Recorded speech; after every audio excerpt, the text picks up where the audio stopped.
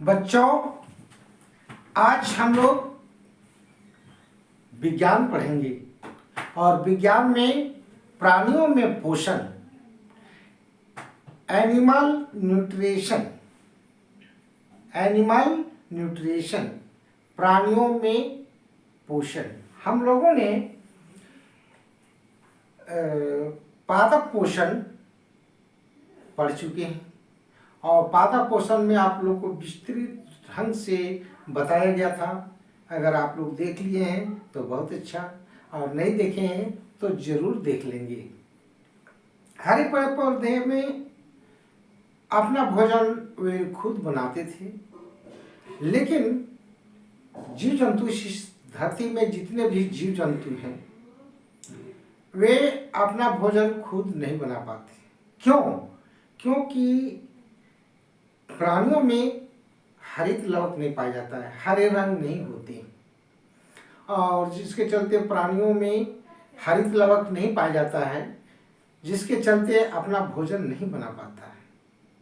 लेकिन हरे पेड़ पौधे में हरित लवक होने के कारण वे अपना भोजन प्रकृति से ही सूर्य प्रकाश, हवा और जल से अपना भोजन बना लेता है, और उसी भोजन को हम लोग जीवधारी हैं। जैसे सभी जीवधारी किसी न किसी रूप से पेड़ पौधों पर ही निर्भर करते हैं। अब है कि प्रत्येक जीव अपना भोजन किस प्रकार से लेते हैं। इस धरती में बहुत से जीव पाए जाते हैं। वे सारे जीव का शारीरिक संरचना और बनावट अलग अलग होता है, जिसके कारण वे अपना भोजन अलग अलग रूपों से ग्रहण करते हैं। सबसे पहले हम लोग चलते हैं, जिसे एकदम सबसे छोटा जीव ले लेते हैं, अमीबा। अमीबा अपने कुटपाद से, अमीबा जो देख रहे हैं, अमीबा अपने कुटपाद से भोजन को ग्रहण करता है। तो कुटपाद पहले किसको कहते हैं? उसमें जो देख रहे हैं नुकीला नुकीला निकलता है उसके आकार में, और वो उसी को हम लोग कहते हैं कुटपाद। अब है जितने तितली वगैरह जो है आप लोग देखे होंगे, फूलों में लटका हुआ रहता है, घूमता रहता है, फिरता रहता है, और फूल के चारों रेंगते हुए माने घूमते उड़ते हुए देखे होंगे। वे फूल के रस को चूस कर अपना भोजन ग्रहण करता है। अब कभी कभी देखे होंगे मेढक को, आप लोग जरूर देखेंगे, बरसात के दिनों में आए दिन बहुत से मेढक को नजर आएगा, सर्प नजर आएगा।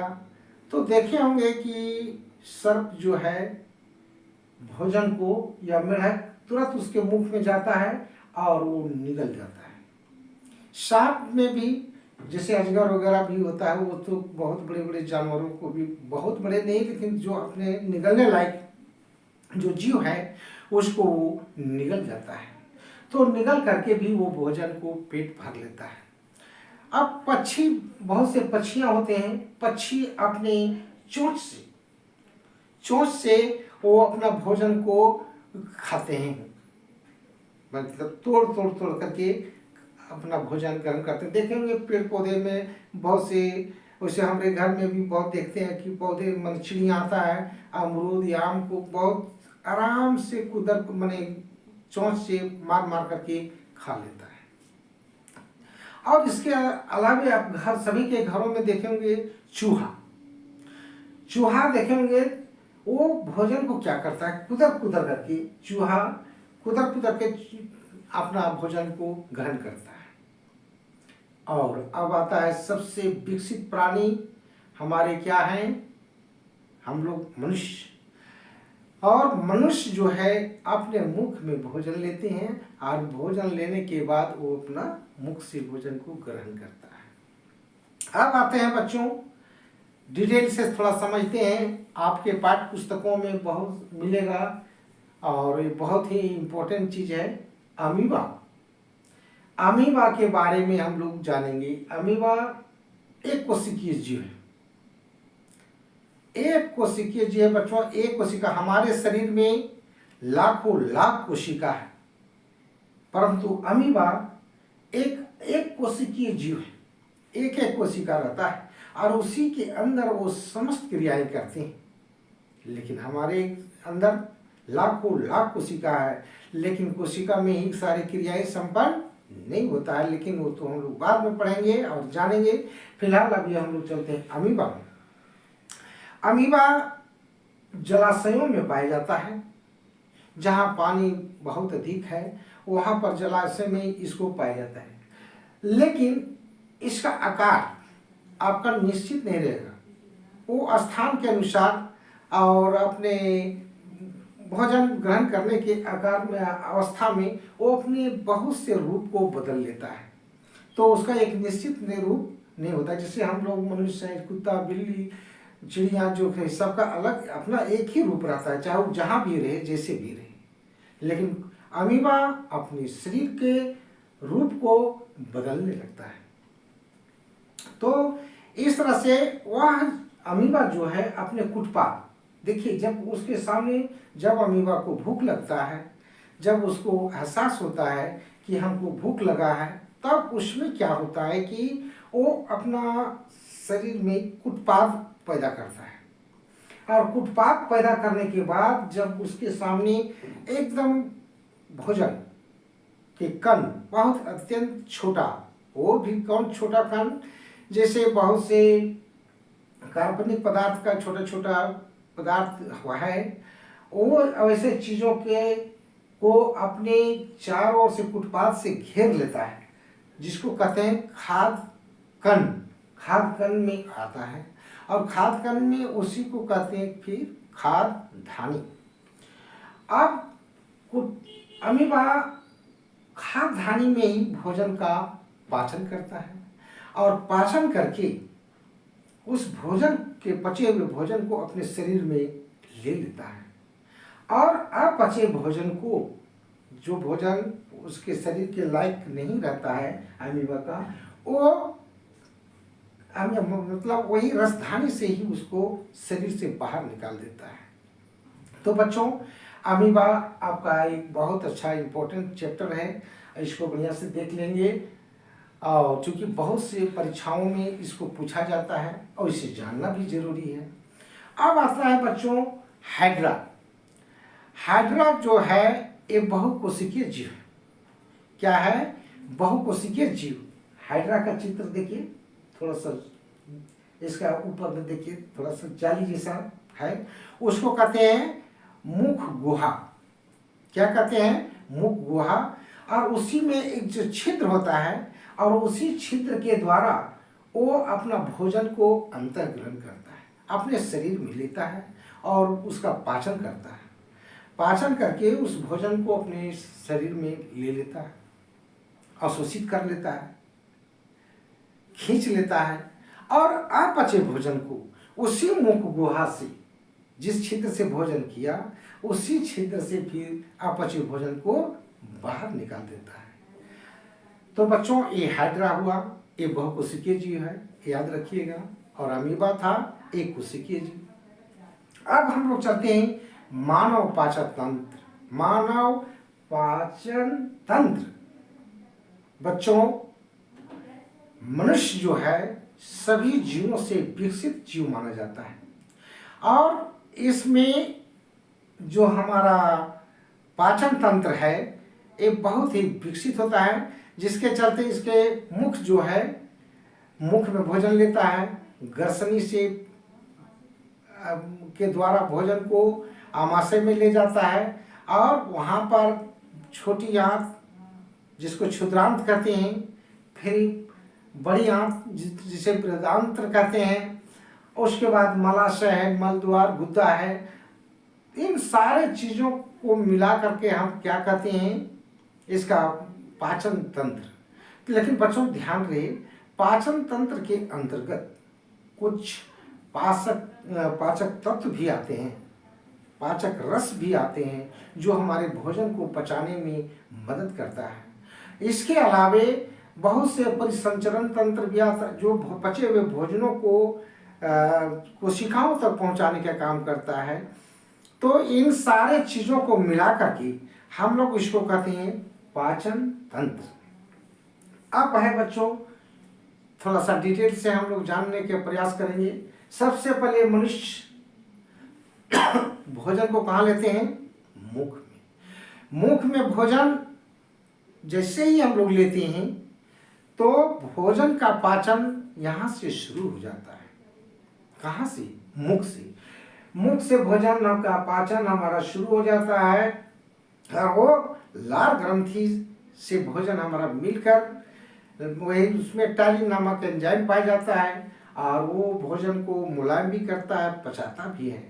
तो वो ग्रसनी, हमारे जो गर्दन में ये ग्रसनी पता है पाइप की तरह होता है, उसके माध्यम से भोजन जाता है ग्रसनी से होकर, और वो कहाँ पहुँचता है? आमाशय में। आमाशय में जब पहुँचता है बच्चों, देख रहे हैं ये पाचन तंत्र का चित्र है। पाचन तंत्र, तो मुख से भोजन ग्रसनी से होकर कहाँ आया? ब्लडर में, आमाशय में। आमाशय देख रहे हैं बच्चों, बड़े टाइप का जो ब्लडर टाइप का है वो हमारा आमाशय है। और इस आमाशय में भोजन का पाचन होता है। क्या होता है? भोजन का पाचन। आमाशय में आखिर में कैसे पचता है? तो बच्चों इस बात को ध्यान रखेंगे, हमारे आमाशय में एक जठर रस पाया जाता है, स्रावित होता है। कहने मतलब भोजन जब वहाँ पहुँचता है तो जठर रस स्रावित होता है और वही भोजन को पचाने में मदद करता है। भोजन हमारे आमाशय में पच जाता है, लेकिन ध्यान रहे बच्चों, पूर्ण रूप से भोजन आमाशय में ही नहीं पचता है। वो भोजन अब आमाशय से जाता है छोटी आंत, जिसको क्षुद्रांत कहते हैं, और क्षुद्रांत में छोटी आंत जो है वो भोजन को संपूर्ण पाचन कर, माने पाचन का क्रिया समाप्त कर देता है। अब पचे हुए भोजन को पचा दिया भोजन, अब है कि छोटी आंत में ही भोजन, पचे हुए भोजन का अवशोषण होता है। तो अवशोषण कौन करता है? अवशोषित कौन करता है? उसमें रक्त कणिकाएं, रक्त कणिकाएं उसमें छोटे छोटे रक्त उंगलीनुमा पतला पतला निकला रहता है छोटी आंत में ही, वो ही भोजन को, पचे हुए भोजनों को खींच लेता है सभी। तो क्यों? क्योंकि भोजन जब पच जाता है तो छोटी बारीकी बारीकी कणों में खंडित हो जाता है। जब हम लोग भोजन करते हैं तो बड़े बड़े कण होता है, लेकिन पचा हुआ भोजन का जो होता है वो पचा क्या होता है? वो छोटे छोटे कणों में विभक्त हो जाना ही पाचन होता है, और वो इतना बारीकी होता है कि विलय हो जाता है और पानी की तरह घुल जाता है। अब उस पचे रस को एक प्रकार का रस बन जाता है, तो वही चीज को छोटी आंत में अवशोषित कर लेता है और वो अवशोषित होकर भोजन को रक्त के माध्यम से हमारे कोशिकाओं तक जाता है। अब अवशोषित जब कोशिकाओं में जाता है तो वहां पर क्या होता है? कोशिकाओं में उसका ऑक्सीकरण, माने क्या कहते हैं उसको, अवशोषित माने ऑक्सीकरण होता है, जिसको हम लोग स्वांगीकरण के भी नाम से जानते हैं। स्वांगीकरण यानी स्वांग यानी शरीर में पूर्ण रूप से अब्जॉर्ब कर लेता है। अब उससे बाद क्या होता है? हमारे शरीर को ऊर्जा मिलता है, ताकत मिलता है, और उसी ताकत से हम लोग दैनिक कार्यों को संपन्न करते हैं। बच्चों अब जो है हमारा अपचे भोजन जो हमारे शरीर नहीं पचा पाता है, वो जाता है भोजन हमारे कहाँ?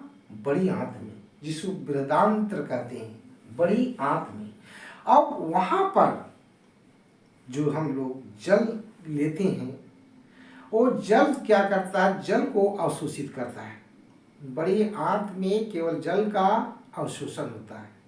अब बड़ी आंत से भोजन जो शरीर के लिए बेकार है उसको शरीर से बाहर निकाल दिया जाता है, और उसको हम उस क्रिया को कहते हैं उत्सर्जन। तो वो पहले मल द्वार में मलाशय में जाता है, मलाशय के बाद वो गुद्दा में जाता है, गुद्दा से होकर शरीर से बाहर निकल जाता है। तो इसी क्रिया को कहते हैं उत्सर्जन। तो उत्सर्जन क्रिया ये समाप्त हुआ बच्चों। अब इस तरह से मानव में पोषण होता है। तो याद रहे, सबसे पहले भोजन का अंतःग्रहण ग्रसनी से चला गया आमाशय में, आमाशय में पाचन, छोटी आंत में भी पाचन, संपूर्ण पाचन, और संपूर्ण पाचन के बाद वहाँ अवशोषण भी होता है, पचे हुए भोजन का अवशोषण, और उसके बाद अपचे भोजन बड़ी आंत होते हुए मलाशय में जाता है, मलाशय से बृहदान्त्र गुदा के होते हुए शरीर से निष्कासित हो जाता है। तो बच्चों, यही है प्राणियों में पोषण। विशेष करके यहाँ पर हम बताए अमीबा में और कुछ हाइड्रा में और मानव में पाचन कैसे होता है। तो बच्चों, इसी संपूर्ण क्रिया को प्राणियों में पोषण कहलाता है। तो आज हमारी कक्षा यहीं समाप्त होता है बच्चों। इसे थोड़ा सा एक दो बार देख लेंगे, सुन लेंगे, ताकि आपके दिमाग का विकास हो सके और अपने जीवन में आप सफल हो सकें। धन्यवाद।